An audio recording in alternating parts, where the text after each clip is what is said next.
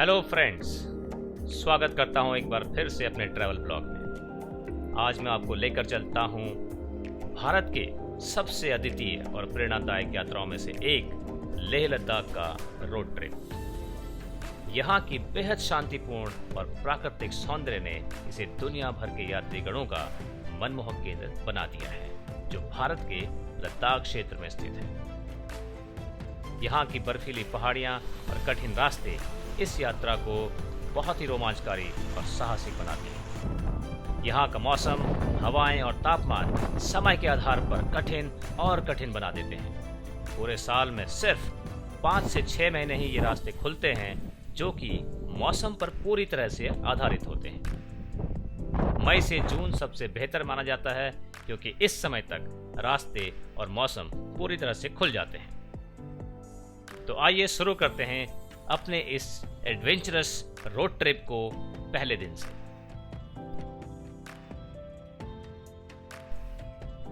लेह लद्दाख का road trip Bharat का सबसे मुश्किल यात्राओं में से एक है, इसलिए यहां जाने से पहले पूरी तैयारी बहुत जरूरी है। यहां पर तैयारी से मतलब सिर्फ जरूरी सामान इकट्ठा कर लेने से नहीं है, बल्कि मानसिक और शारीरिक तौर पर भी पूरी तरह से तैयार होना अति आवश्यक है। यहाँ पर ऑक्सीजन का स्तर काफ़ी नीचे है। हमको कम से कम 1 महीने पहले से ही योगा और वॉक करके अपनी सांसों पर कंट्रोल करना बहुत ज़रूरी है। जिन लोगों को सांस की प्रॉब्लम हो, वो यहाँ पर जाना पूरी तरह से अवॉइड करें, और अगर जाना ही है तो सिर्फ कश्मीर के रास्ते जाएं और कश्मीर से ही वापस आ जाएं। मनाली वाला रास्ता पूरी तरह से अवॉइड करें। अपने साथ ऑक्सीजन सिलेंडर और ज़रूरी दवाइयाँ जरूर ले जाएं। रोज़ कम से कम 10,000 स्टेप का वॉक करें। खाने पीने का विशेष ध्यान रखें और खूब पानी पीते रहें। लेह की यात्रा को हल्के में ना लें, और स्पेशली जब आप रोड से जा रहे हो तो आइए शुरू करते हैं अपना पहला दिन बैकपैक के साथ। सामान आप अपनी ज़रूरत के हिसाब से ही रखें, परंतु जो ज़्यादा ज़रूरी हैं जैसे गर्म कपड़े, hand gloves, cap, shoes, socks, air inflator, oxygen cylinder, common medicine, battery bank, postpaid connection, cameras, sunscreen, moisturisers, lip balm, emergency light, और वहाँ पर लोकल बच्चों के लिए चॉकलेट और टॉफी जरूर रखें। जिस भी गाड़ी से आप जा रहे हैं उसके टायर अच्छी स्थिति में होने चाहिए। गाड़ी की सर्विसिंग पूरी तरह से कराएं, उसकी बैटरी को भी टेस्ट करा लें। अपने पास कैश जरूर रखें, क्योंकि बहुत सी जगहों पर इंटरनेट की समस्या है, तो वहाँ पर कैश ही एकमात्र माध्यम होगा।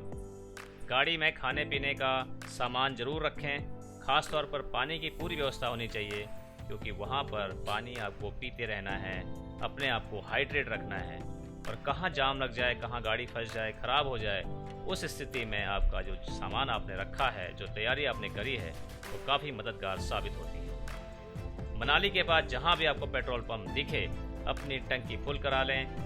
केलोंग के बाद कोई भी पेट्रोल पंप आपको अगले 330 किलोमीटर तक नहीं मिलेगा, तो टंकी को फुल कराते हुए चलें।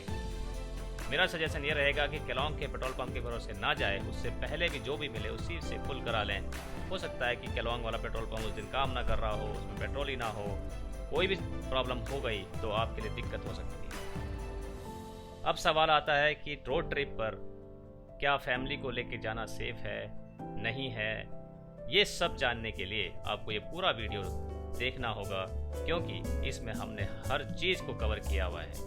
हमारे साथ फ्रेंड्स के साथ साथ 2 फैमिली भी गई हैं, जिनमें छोटे बच्चे भी हैं। तो आपके सभी सवालों के जवाब इस वीडियो में मिल जाएंगे, जो आपको अपने ट्रिप को प्लान करने में काफ़ी मददगार साबित हो सकता है।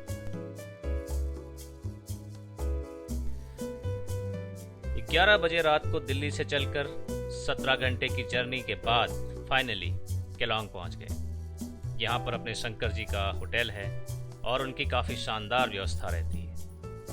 यहाँ से सामने का दृश्य और शांति दोनों मनमोहक है। शंकर जी ने बिना बोले हमारे लिए बोन फायर की व्यवस्था कर रखी थी। यात्रा में इस तरह के अनुभव और ऐसे लोगों का साथ आपकी यात्रा पर 4 चांद लगा देता है। इस होटल के प्राइस और यहाँ का ताज़ा खाना आपको तारीफ करने से रोक नहीं पाएगा। शंकर जी ने हमको 1500 रुपये में एक डबल रूम सेट दिया जो 4 लोगों के लिए पर्याप्त था। इनके पास पार्किंग की भी व्यवस्था है जहां पर 8 से 10 कार आसानी से खड़ी हो सकती है। नेक्स्ट डे मॉर्निंग फ्रेश होके हमने 8 बजे यहाँ से अपनी यात्रा शुरू कर दी। जिस्पा पर लेह जाने वालों के लिए एक चेक पोस्ट है जहाँ पर आपकी कार और नंबर ऑफ पर्सन की डिटेल ली जाती है और ये यहाँ का एंट्री पॉइंट है। एंट्री से याद आया, वैसे तो लेह में एंट्री फीस कुछ नहीं है, परंतु लेह के लोकल साइट सीन के लिए आपको ऑनलाइन रजिस्ट्रेशन कराना पड़ेगा जहाँ पर आपको पर पर्सन सभी लोकेशन का करीब 500 रुपये पड़ता है।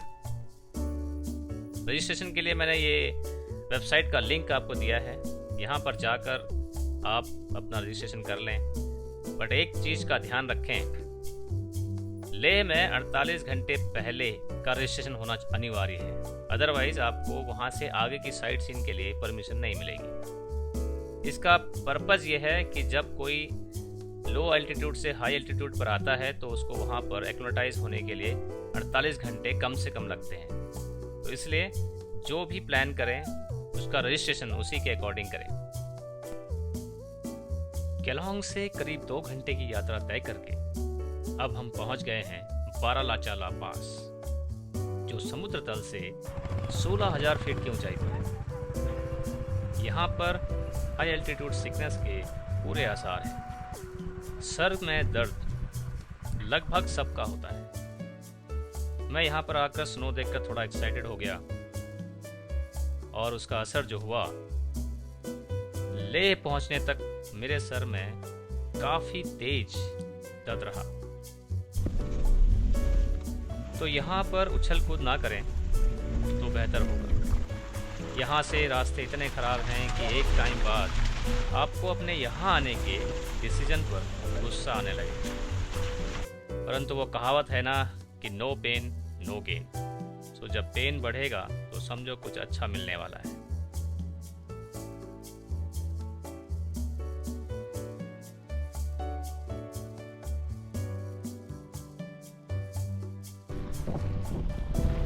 स्नो के टाइम पर यहाँ पर ब्लैक आइस का खतरा बहुत ज़्यादा बढ़ जाता है और गाड़ी बहुत ही संभाल कर चलानी पड़ती है।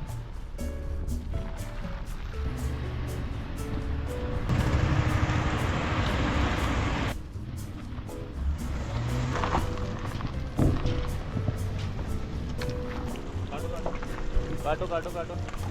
हाँ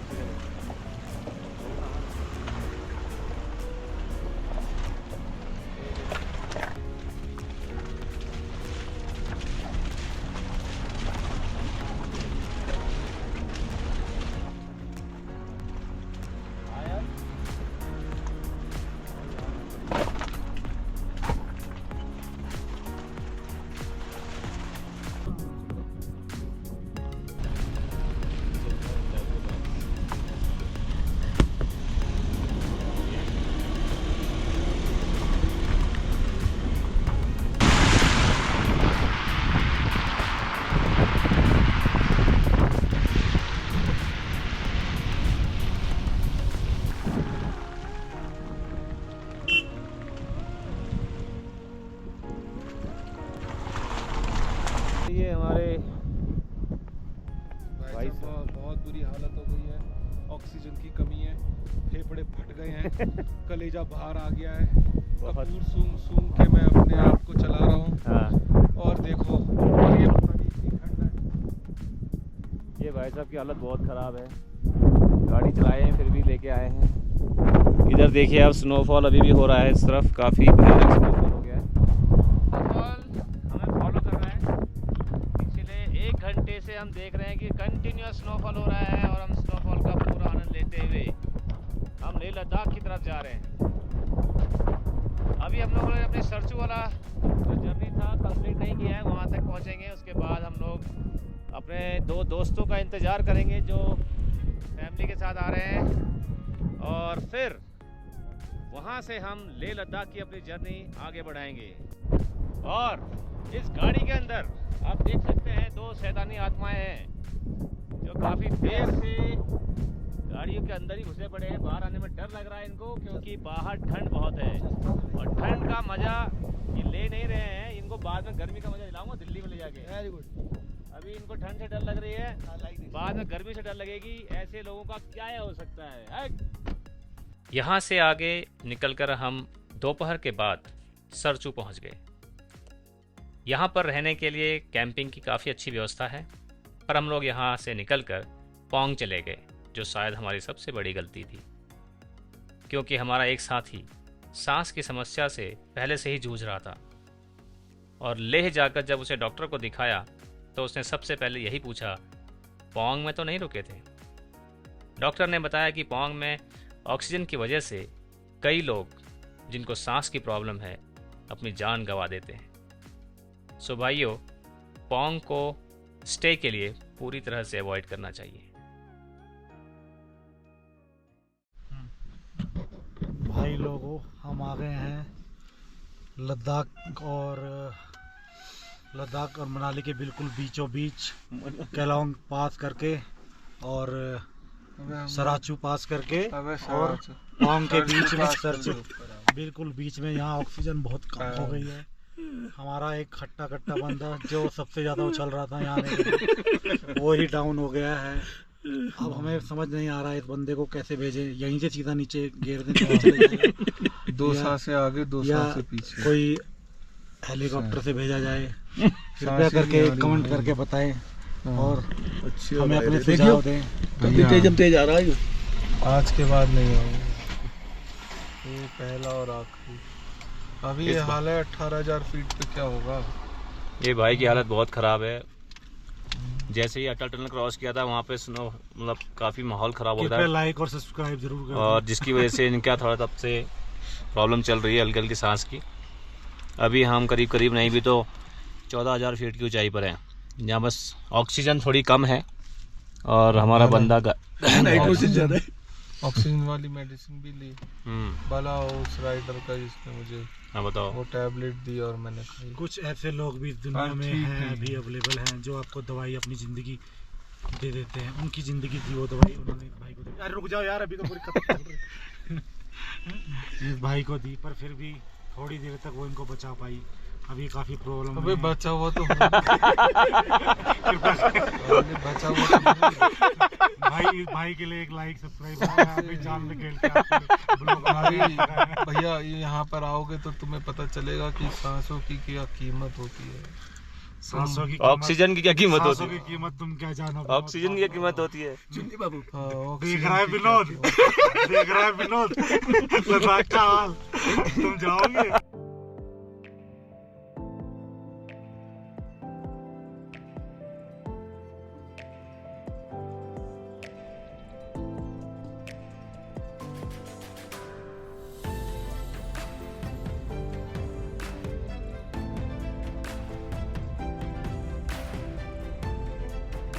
HP लेके जा रहा है यार। आखिरी टायर बिल्कुल नीचे है उसका। भाई साहब, सरचू के बाद पोंग तक का रास्ता काफ़ी पतला और ख़राब है। काफ़ी जगहों पर रोड का काम भी चल रहा है।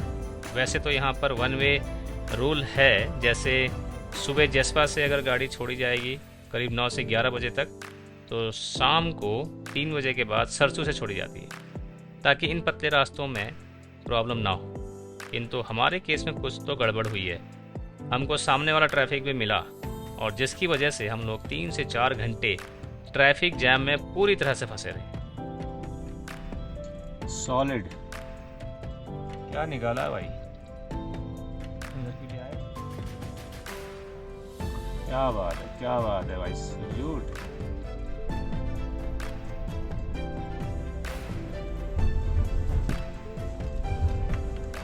और अपना मुनेश और तीरथ ने पूरा ट्रैफिक निकाल दिया, जो कि कम से कम नहीं तो 2 किलोमीटर लंबा जाम था। और इन दोनों ने बाहर निकल के ऐसा ज़बरदस्त परफॉर्मेंस दिया है कि बड़े बड़े ट्रक निकलवा दिए। सैल्यूट है इन लॉन्डों को। इस ठंड में -5 डिग्री टेम्परेचर चल रहा है बाहर का, लेकिन कोई टेंशन नहीं है नहीं।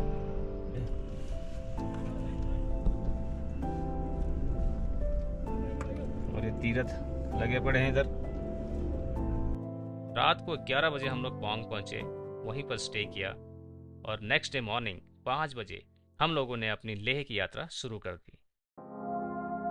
पोंग के बाद रोड भी बहुत प्यारा है और नज़ारे भी।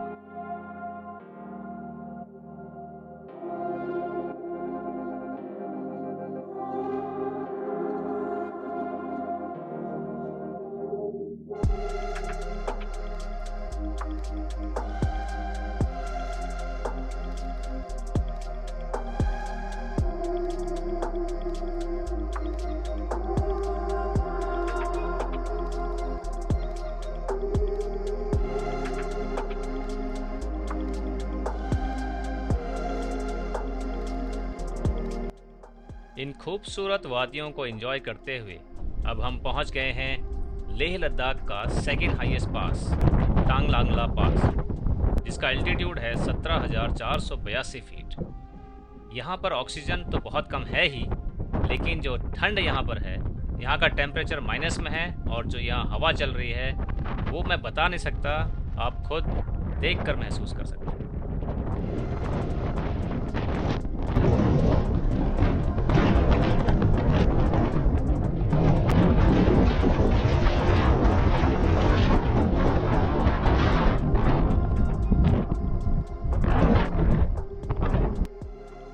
यहाँ से आगे करीब 5 किलोमीटर तक ब्लैक आइस वाली रोड है, जिसमें गाड़ी बहुत ज़्यादा स्किड कर रही है, तो इतना संभाल के चलना पड़ रहा है कि ज़रा सी भी गलती काफ़ी महंगी पड़ सकती है।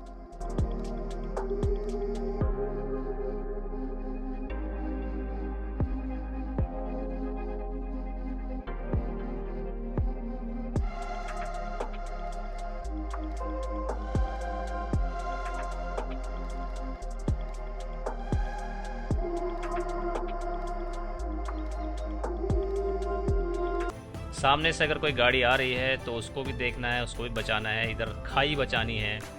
अच्छी बात यह है कि सुबह का टाइम है, ट्रैफिक नहीं है, इसलिए हम लोग काफ़ी सावधानी से आगे निकल पा रहे हैं। लेकिन अगर आगे से भी ट्रैफिक और पीछे भी ट्रैफिक और नीचे ब्लैक आइस हो तो सोचो कितना मुश्किल होगा हर चीज़ को बचा के आगे निकलना।